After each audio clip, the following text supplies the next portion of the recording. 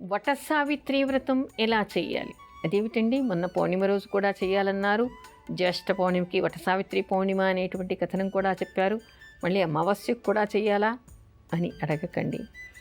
ఇక్కడ మనకి ఆధ్యాత్మిక గ్రంథాల్లో కొన్నిట్లలో కనిపించే విషయం ఏమిటంటే, నిజానికి వట సావిత్రి పౌర్ణిమ జ్యేష్ఠ పౌర్ణిమకే త్రిరాత్ర వ్రతం చెయ్యాలి అని.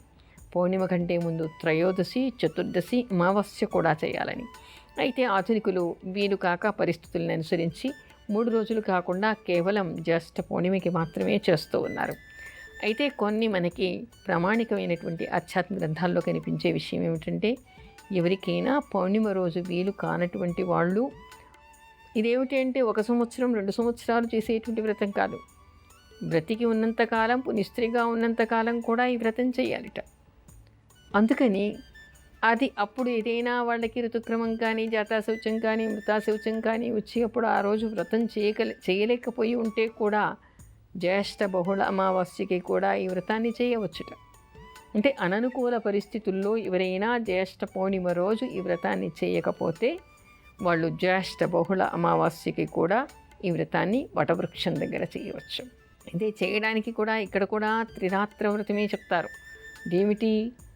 త్రయోదశి, చతుర్దశి, అమావాస్య 3 రోజులు కూడా ఉపవసించటం, ఆ తర్వాత బ్రహ్మచర్యం చేయడం, నియమమైనటువంటి సాత్వికమైనటువంటి ఆహారాన్ని, ఏది త్రయోదశి రోజు ఏకభుక్తం చేయటం, సాత్విక ఆహారం తీసుకోవడం, చతుర్దశి రోజు కూడా ఉపహారం మీదే ఉండడం, అమావాస్య రోజు ఏమీ తినకుండా ఉండడం.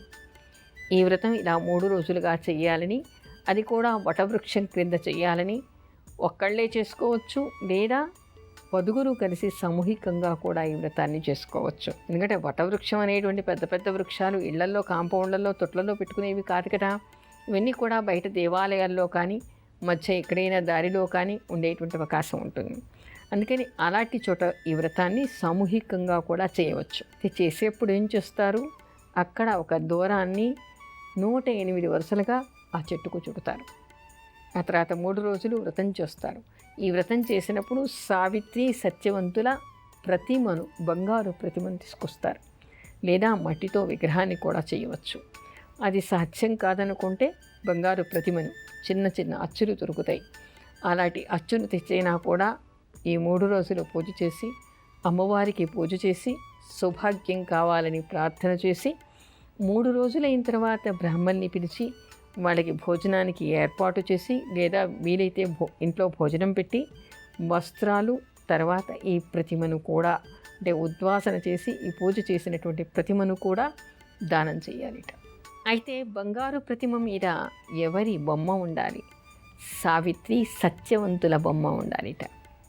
అలా సావిత్రి సత్యవంతుల బొమ్మ ఉన్నటువంటిది బంగారు ప్రతిమను తెచ్చి దానికి పూజ చేసి దాన్ని దానం చెయ్యాలి అనేటువంటి విషయం కనబడుతుంది.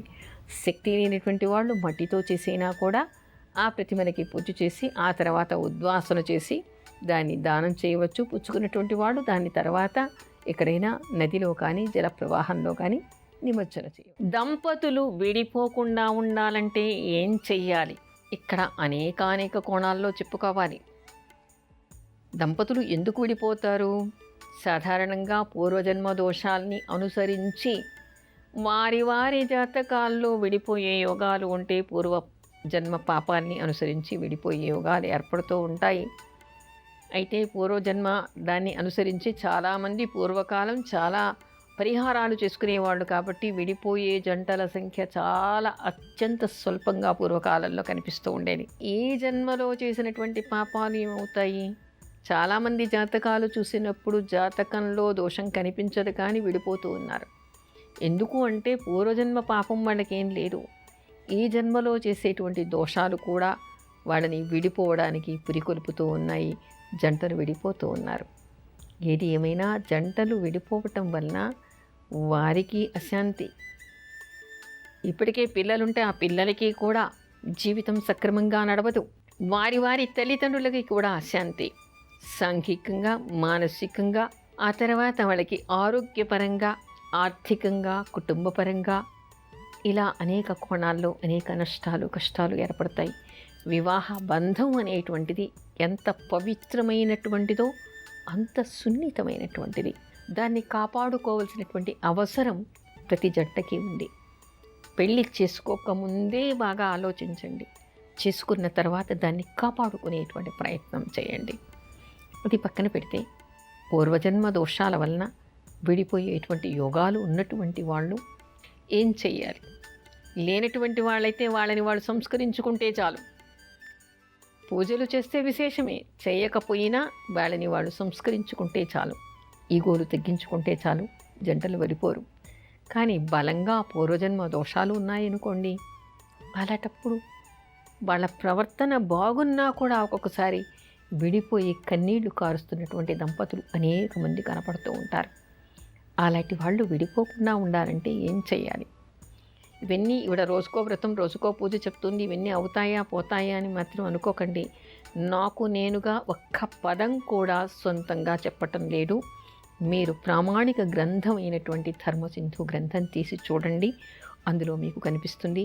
పంచాంగాలన్నిట్లలో కూడా ఆయా తిథుల్లో అశూన్యసేన వ్రతం అనేటువంటి వ్రతం కనిపిస్తూ ఉంటుంది. అశూన్యసేన వ్రతం అంటే ఏమిటంటే, ఇక్కడ మనం లక్ష్మీనారాయణులకి పూజ చేసేటువంటి విధి విధానాలు మనకి కనిపిస్తాయి.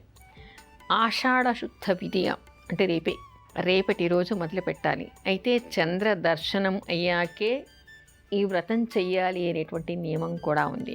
చంద్ర దర్శనం ఎందుకు అవుతుంది అంటే రాత్రి చెయ్యాలా అని కాదు. ఇక్కడ ఉదయం పూజ చేసి రాత్రి చంద్రుడికి అర్ఘ్యం ఇవ్వాలి. పగలు కూడా చంద్రుడికి అర్ఘ్యం ఇవ్వవచ్చు. చంద్రదర్శనం అనే మాట ఎందుకు వస్తోందంటే, అమావాస్య రోజు చంద్రదర్శనం కాదు, పాడ్యమి రోజు కూడా చంద్రదర్శనం కాదు, విధియ రోజు చంద్రదర్శనం అవుతుంది. ఆ చంద్రుడు ఉదయించిన తర్వాతనే, చంద్రదర్శనం అయిన తర్వాతనే ఈ వ్రతం చేయాలి. వ్రతం అయ్యాక చంద్రుడికి అర్ఘ్యప్రదానం చేయాలి. అయితే దంపతులు ఇద్దరూ కలిసి చేయవచ్చు, స్త్రీలైనా చేయవచ్చు, పురుషులైనా విడిగా చేయవచ్చు. పెళ్ళి కాకముందు చేయొచ్చు, పెళ్ళయ్యాక కూడా చేయవచ్చు. ఏది ఏమైనా ఈ వ్రతం దంపతులు విడిపోకుండా ఉండడానికి, అది కూడా దీని ఫలితం ఏమిటంటే 7 జన్మల వరకు కూడా దంపతులు విడిపోకుండా ఉంటారుట. ఈ జన్మలోనూ మరు జన్మల్లోనూ దంపతులు విడిపోకుండా ఉండేటువంటి యోగం ఏర్పడుతుందట. భక్తి శ్రద్ధలతో, విధి విధానంగా, నమ్మకంతో ఈ వ్రతం చేస్తే. అయితే ఈ వ్రతాన్ని ఏ విధంగా చేయాలి? ఆషాఢ శుద్ధ విధియ మొదలుకొని చాతుర్మాస్యాలు 4 నెలలు కూడా ఈ వ్రతాన్ని చేయాలి. వీలు కాని కనీస పక్షంలో అయితే ఈ 4 మాసాల్లో ఏదైనా శుద్ధ విధియ రోజు ప్రారంభం చేసి కూడా నెల రోజులు చేయొచ్చు అని కొన్ని చోట్ల కనపడుతోంది. కానీ మనకి ఈ ధర్మసింధులో మాత్రం ఆషాఢ మాసం మొదలుకొని కార్తీక మాసం వరకు కూడా ఈ వ్రతాన్ని 4 నెలలు చేయాలని కనిపిస్తోంది. అయితే ఏ విధంగా ఈ వ్రతాన్ని చేయాలి?